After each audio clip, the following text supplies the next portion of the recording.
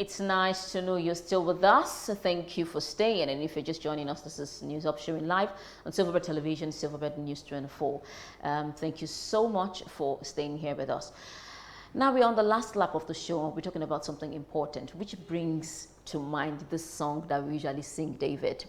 I remember when we were in primary school, I want to believe that you people sang it too in primary school. There's a song, parents, listen to your children. We are the leaders of tomorrow, you know. And someone later on says, I don't think that song is appropriate because the children of back in the days are now the youth of today, and they're still hoping to be the leaders of that tomorrow that probably might never come.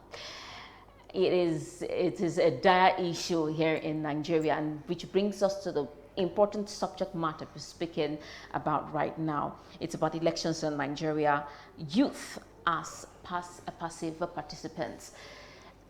In lots of developed countries, we have had youth as their leaders today. They are not waiting, hoping that they will be leaders tomorrow. The case seems to be very different in Nigeria, and so we'll be digging our hands deep, our fangs deep into this issue and beaming our searchlight, hoping to find a solution so that youths can stand up, get what belongs to them, and lead, because they come with innovation, they come with ideas that can change the perennial problems that we have in this particular climb in this country, Nigeria. And so probably the elders would have to give the younger ones an opportunity to do that. Or would the youth have to grab it with both hands? David. Big questions there for our guests to answer this morning. Now, I'm told we have a few guests to do justice to this conversation. We need to know exactly what the Nigerian youth should be doing. Yes, the elections are just around the corner, and then the leaders are already gearing up for that election. We keep hearing rumors of Mr. B for presidency, Mr. C for presidency, and when you go through the history, you realize that these people have been in office, have been in the face of Nigerians for more than 3 decades, and they are still gearing to be in the face of Nigerians going forward. What should the Nigerian youth be doing? Should we stay passive or should we stay active? How active can we be? How does the environment actually encourage youthful participation in election matters? Yes, we're being joined by Oladele Niyi, who is a youth advocate. He's joining us all the way from Abuja. Oladele, good morning. Good morning. Good morning, Nigerians. Good morning. So good to have you talk to us this beautiful day. Yes, we also have Dr. Give Nwolu, who is a lecturer at University of Port Harcourt, joining us also from our Port Harcourt studios. Good morning, Doctor.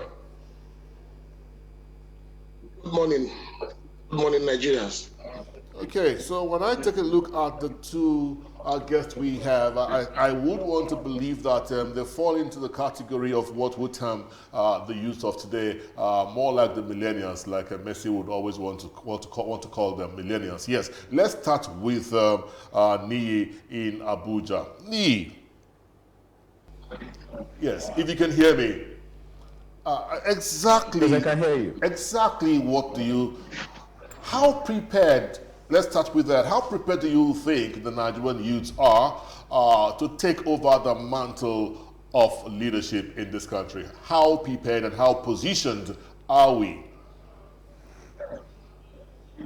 Thank you very much, Mr. David, and thank you, Nigerians, for joining us. And most importantly, thank you, Silverbird, for bringing this topic to bear this morning. If you ask the question, how prepared are the Nigerian youth in taking over leadership in this country? I would tell you that we are more prepared than ever before. Before now, we could rightly say Nigerian youth are passive when it comes to political activities and even governance in general in this country. However, the events in the last 1-2 years have shown that the Nigerian youth are now ready and more prepared than ever to take over the driver's seat of the nation. What do I mean? If you look at the events that happened during the NSAS protest in last year at about October, you will see that it sent a very strong signal to Nigerians, especially the leaders and the world in general, that is not business as usual. How prepared are we? I was smiling and laughing when I heard the song sung by my sister over there. You know, some of us, when we were in primary school too, we also sang that same song. Unfortunately, those people who have been in our faces, who have been taking over the leadership of this country ever since we were kids, are still the same people we are recycling. Not that the youth are actually that too docile, but because the leaders have decided not to create the platform, not to create the enabling environment for the young people to strive to take over this leadership. The tomorrow of yesterday still continue to be recycled. Unfortunately, today, and thankfully to Mr. President Buhari in 2018, he graciously has signed to the Not Too Young to Run bill, which has now given us, that particular bill being signed to law, has now given us, removed the barrier that has actually limited the participation of youth, because the major problem we have is actually the legal requirement. Before now, by African Youth Charter, a youth is defined as someone between the ages of 18 and 35. But our constitution has shut out this youth even from participating, because to contest for president before now, you must be 40, 45. But this Not Too Young to Run bill has now put the youth in a better position to vie for elective position. Now, having talked about the legal barrier that has been removed, how prepared are the youths? The youths, as of today, are beginning to talk to themselves, rally around themselves, making sure that we sensitize ourselves, that these leaders will not leave the stage. They will not quit the stage for us. Definitely, we must take leadership by force, not by violence, but by talking to ourselves, getting involved in the political process, getting registered as voters, participating in political consciousness. And if you look at the during the break, the advert that was put forward, all the faces that were shown are people that are above 50 years. You talk about the former Senate President Bukola Saraki. You talk about the leader of the APC, Bola Ahmed Tinubu. These are people who are, even by Nigerian civil service rule, they are people who should naturally have retired from politics. If civil servants in Nigeria, the retirement age for civil servants are put at 60, why are people who are above 60 still hustling and just need to be leaders in their respective state or even in the country as president? And when you look at it globally, like you said, across the globe, youth leaders in other countries are quitting the stage. Those who refuse to quit the stage are being forced out. And the Nigerian youth are now saying, the time where we sit, watch, and beg to be involved has passed. The era now is that we must get involved, get actively involved, and then take over the leadership come 2023. And we're already searching. If you look at 2019, a lot of young people try to come to contest for elections, and that particular incident has shown us some of the lacunas and the challenges that we have. It shows that some of the challenges the youth are having is finance. Some of the challenges the youth are having is vying for elective positions in political parties that are not too strong. But today, thank you so much, Oladele. I really have to interject at this point, because if I leave you with your passion, you probably might speak from today to tomorrow about giving a chance for youth to become the leaders of today as they should be. Really, thank you so much for even delving into some other part of the questions that I should have asked you, or we should have asked you here in the studio. But let me go to Dr. Wolu. Thankfully, you're a lecturer at the University of Port Harcourt, so you deal with a lot of youth. You deal with people who fall within the bracket of being a youth, both by United Nations and even Nigeria, as it were. What's your perspective on this issue? Are youths in Nigeria ready, like Oladile agreed to, or are the youth in Nigeria passive towards political matters such as election? Your side of the story. Thank you very much for this very important topic. First, I'll start by saying that the way we have defined the age bracket that constitute youth in Nigeria is different from what the United Nations puts forward as what the bracket should be. Now in Nigeria, youth is extends up to 40, sometimes 50 years in Nigeria. And that population is over 70% of the entire population of the country. So it's an important asset for Nigeria. It is one that we should invest in, one that we should harness for national development. Unfortunately, that is not happening. Now, on the issue of whether Nigerian youth are active or passive in politics, I would say they are very active. They are not passive, they are very active. But they are active with the wrong motives. They are active without a judicious grounding in what they are active about. So many of them don't even understand what politics or democracy is about, and they get involved in it so actively, and in the end, rather than help solve the problems, they worsen it. I'll say that the Nigerian youth, as it stands today, are not prepared, and nothing prepared them for leadership. This might sound very discomforting to a lot of people, especially so that they will think that I'm also a youth. But the truth of the matter is that nothing has prepared the Nigerian youth for leadership. Nothing has prepared the Nigerian youth with the right knowledge, the right skills, the right capacities to be able to take over this country and run it the way other societies that we look up to are run. And let us not deceive ourselves. There can be a law saying that youth should be given opportunity to participate. But we need to define that participation, and we need to understand the extent of participation that a youth can get involved in. See, if we look around the world today, we have pockets of young people ruling countries here and there. But look at the G7 countries. Look at America. How old is their president? Look at Britain. How old is their president? Look at Germany. How old is their leader? Look at Russia. Go to China. Come back to even the man in France, maybe just one out of the several that can be considered as young. When you look at all the people who also contested elections with them, in America it was Biden against Trump, two very old people.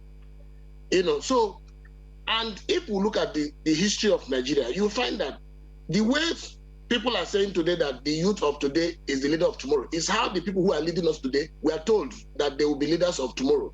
And that tomorrow came, they are now leaders, they are not able to run the country, and we're complaining. And the truth of the matter, like I said, is that whereas it is okay for people to want to think that they should be given an opportunity to run the country, maybe run a state or local government and all of that, the question is, what has prepared you? Is it our educational system that prepared you? Is it the family system? Or what exactly? Is it peer group that has prepared people for this very important assignment of leadership in the country? As far as I'm concerned, there are many Nigerians who want to be given the opportunity because they are young people, because they have seen some young people lead places in other parts of the world. But you ask them, how is the Nigerian economy structured? They don't understand. What changes do we need to make? They don't understand. What vision can we create that we will now work towards realizing in another 5 years or 10 years? Okay. They don't have the capacity to create such visions. And when you don't have that capacity to create a vision and to work towards realizing it, Dr. Wolo, occupying space as a leader we still have some at time. any level is meaningless. Yes. I know, Dr. Wolu, we still have some time. Let's alternate this conversation. I also want to consider that your opening remark. Let's go back to Nii in Abuja. I would like Nii to react because apparently you just busted Nii's bubble. Nii did sound like Nigerian youths are very prepared to take over, prepared for leadership. But here you are saying that they are not prepared for leadership. Nii, maybe in just two minutes, respond to that before the next question will come. Thank you very much for the opportunity to respond to my colleague, the doctor. I think the question I should actually ask the doctor is, it is right to say that Nigerian youth have not been prepared for leadership. But to say that Nigerian youth as of today are not prepared is embarrassing. It's very embarrassing because, yes, the failure of our leaders today in preparing the younger ones for leadership has led to a situation where somebody like Doctor could sit on a national TV and say that the Nigerian youth today are not prepared, and so because in the G7 in US, these are the leaders there are of old age, so in Nigeria we should continue to recycle these same people. Now the question I should ask him is that in the G7 countries that you are talking about, what is the system in those places? Is it a system whereby they compare those same leaders, their age, with their performance vis-a-vis the leaders in Nigeria and their performance? Nigerian youths are prepared for leadership, and at the same time, if you look at even the political system today, there are some young persons in governance. One second, Nii, listen to me, please. One second.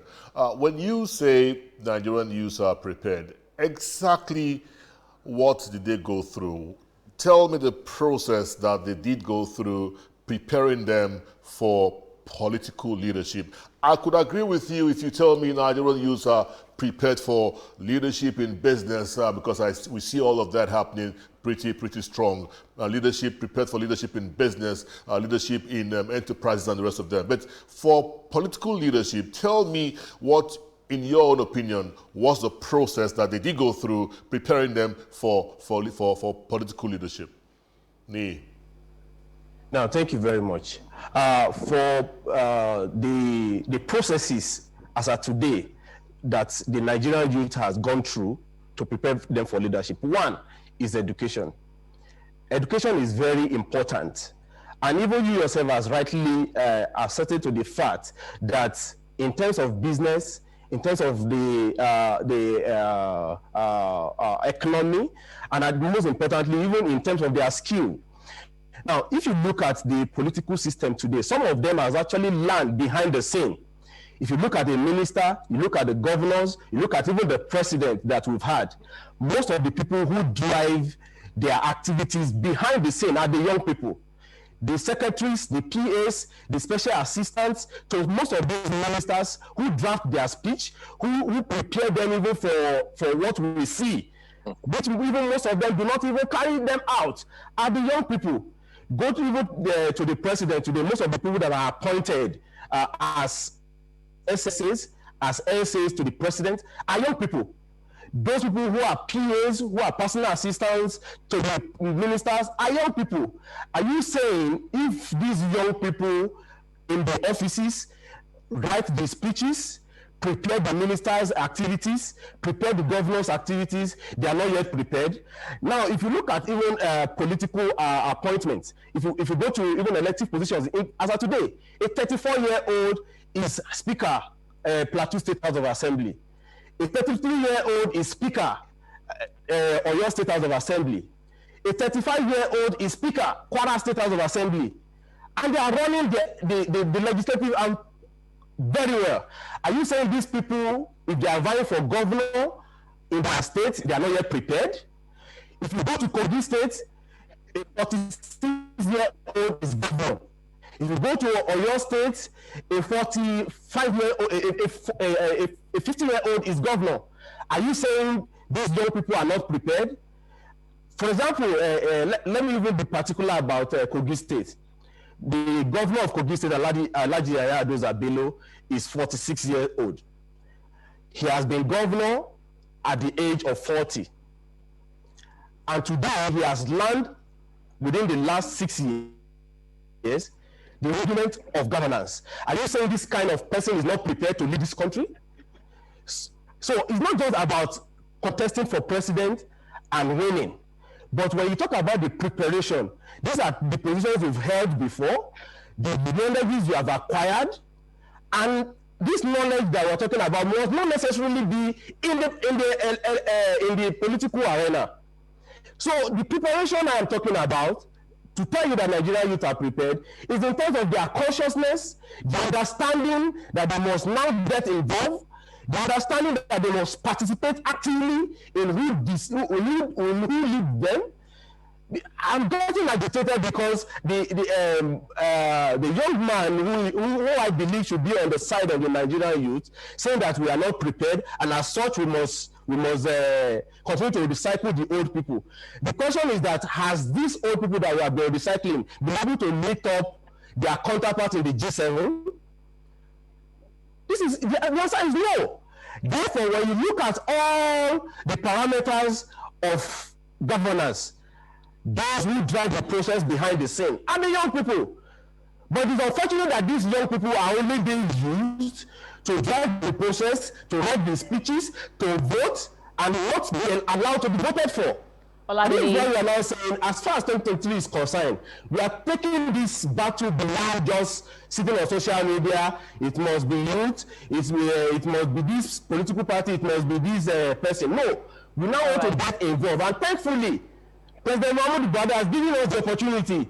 He has removed the level barrier for us, because in terms of preparing youth for governance, it is looking at the parameters that are on ground. Thank you so much, Oladele. I probably have to wave so you can see me on your screen, saying thank you. Beautiful. Thank you so much for letting us see from your perspective and bringing out, mentioning some of the young leaders that we have in Nigeria today.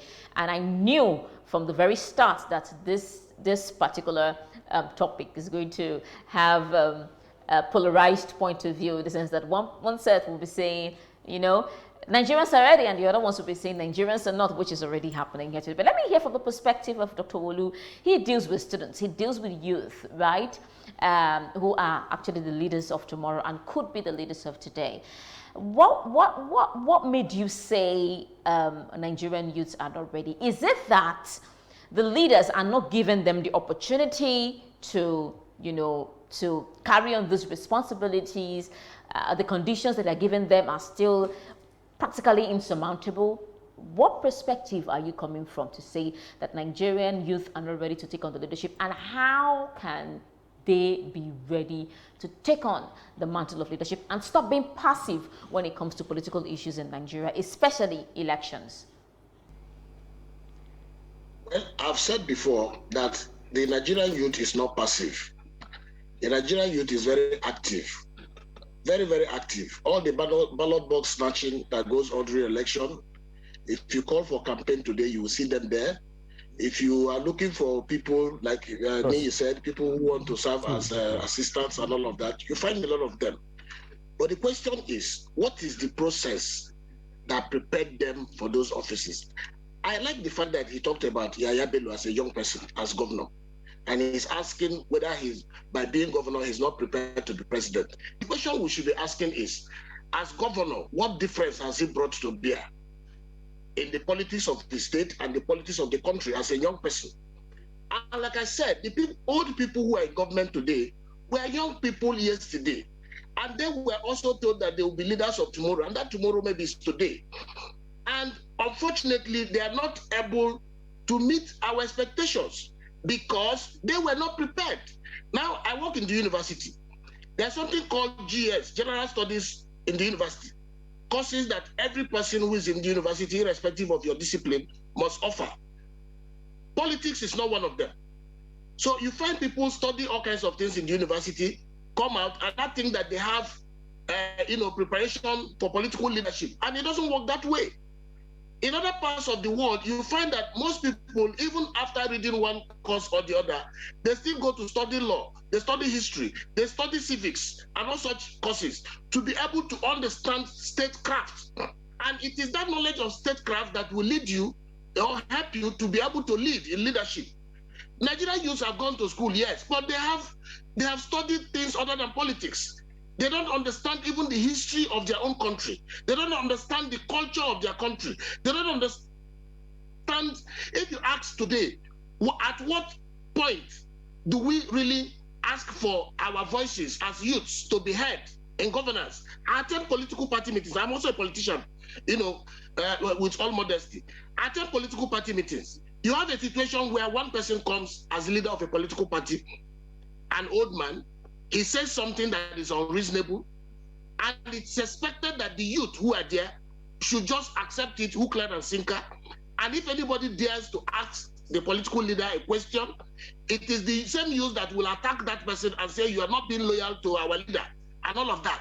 So they are very active, but they have the wrong motives, they have the wrong intentions, they have the wrong preparation. Nothing has prepared them. Let me tell you, in the history of this country, some of the best leaders that we have had are people like the late Shehu Yar'Adua. And then you talk about Musa Yar'Adua. Now, these people, because of the family that they came from, had knowledge of how governance is done. There are so many other people that we see today who just graduated from school because they were loyal to one godfather or the other. They threw them into places. They rose from being deputy governors.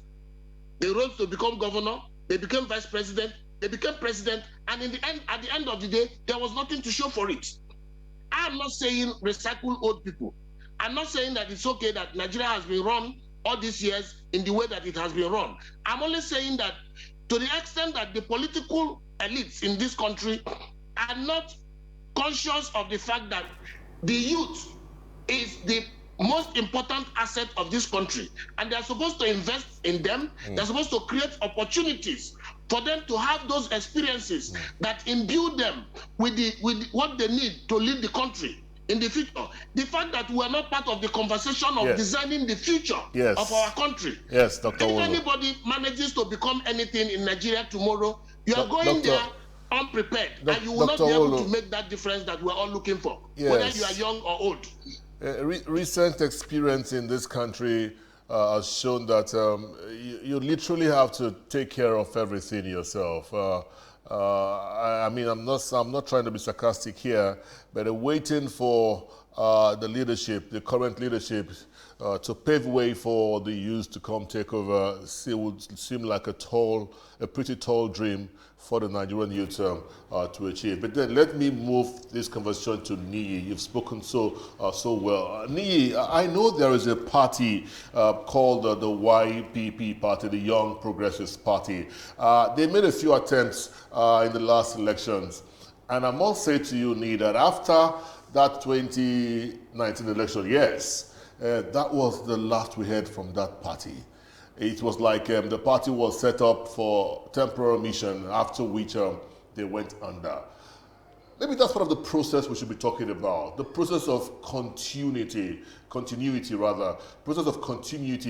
should be part of the process that Nigerian youth should learn. Shortly after the NSAS protest, where we saw millions of Nigerian youth converge, protesting bad governance, series of elections were held in a few other states. I mean, pocket of elections were held here and there. And the turnout for those elections were completely deplorable, was completely unexciting. Nigerian youth did not even show up at those elections. Now, every party, like I know, have a youth wing. Shouldn't all of these be a process that could mold the Nigerian youths for leadership? We need to begin to learn continuity. We need to begin to learn the fact that we must stay at this process. We must stay at the fact that we want to learn this process going forward. Niyi, quickly.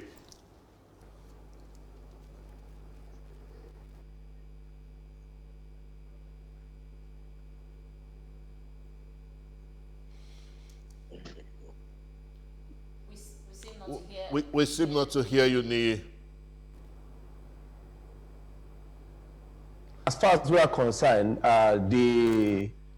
that particular political party is still up and running, even in the forthcoming Anambra election. I think one of the current National Assembly member is running on that particular political party. At the same time, we're also looking at the viability of some of these parties.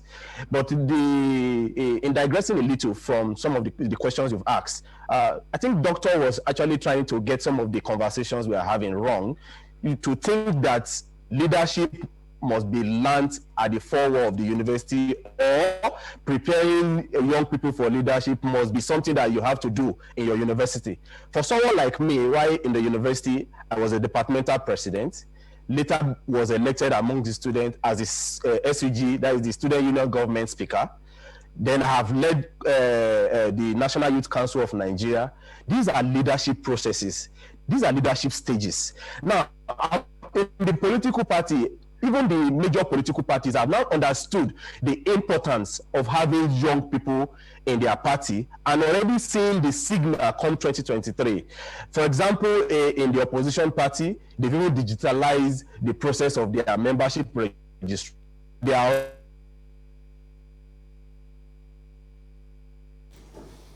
okay. Wow. I really wanted to hear that perspective. I wanted to hear Oladele speak on that particular issue. And it's a very salient one, because when you don't hear from them for a very long time, the impact becomes very minimal. Yeah.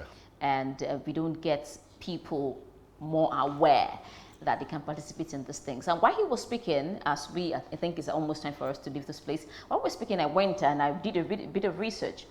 And I found out that most of the leaders we had just shortly after Nigeria got their independence were pretty young, very, very, very young. We had General Yakubu Gowon, who started at 31, General Murtala Mohammed before assassination, 37 years, General Olusegun Obasanjo, that's the former president, President Olusegun Obasanjo, 39. Even the President Buhari that we have today as president, when he was the head of state, he was 41 years old.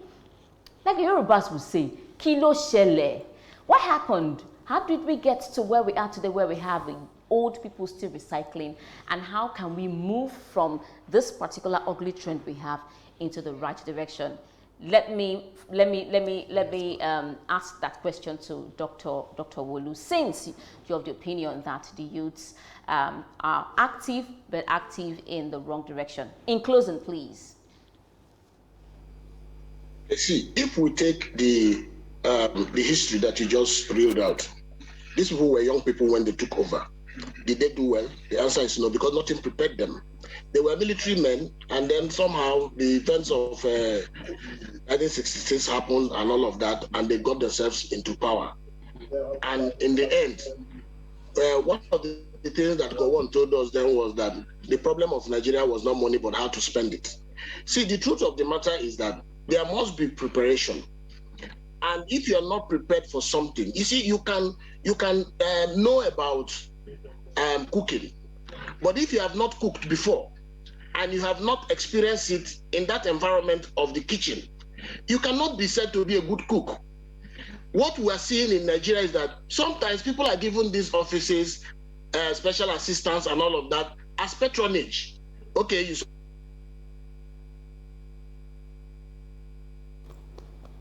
Yes. These guys were hitting us left, right, and center, and I was enjoying it. It's important that they say all of this. I was also going to say that when they talk about the fact that we have essays, these essays, that, essay this, essay that. And I also want to believe that, like Dr. Wolo just said, it's about patronage. We need the Nigerian youth that will stand all by itself. I'm even hoping, I was going to ask them, just maybe we should be vying for other positions. Maybe we should grow through the ranks. Exactly. Local government chairman, some House of State of Assembly, House of Representatives. Maybe just grow through the ranks. But in developed climes, that's what happened. The German Chancellor, Angela Merkel, didn't get to where she is today without growing through the ranks. Yes. Hillary Clinton grew through the ranks. Yes. Obama grew through the the ranks. through. Bush grew through the ranks, Yes. except for Trump, who just came out from, you know, business world. Yeah, exactly. Most of them grew through the ranks. Start from the little that they can start with. This conversation would not end if we don't visit the issue around the godfatherism and what the godfathers have done to the Nigerian youth in terms of politics. We see people trying to vie for political position that are youths, and then they are coming with the ideas of some godfathers. You know, that of course makes nonsense of the whole conversation around them. You just have to do by the bidding of the person who dictates. Yes, it is a conversation that we must have. Nigerian youth should be prepared to take over the mantle of leadership in this country if we must attain the El Dorado that we so pray for and desire. All right, this is where we say thank you to our guest for joining us, Dr. Gift Wolu from the University of Port Harcourt, and Oladele Ni for giving us his perspective on this particular issue. It's been a beautiful one, and thank you so much, our viewers, our callers, those of you who sent your comments on social media, who streamed online, who was a part of this family and conversation. Thank you so much for making this Thursday's edition a very enjoyable, insightful, and informative one. My name is Mercy. I'd say just have a very wonderful day. Yes, and my name is David. Have a great day. Stay safe.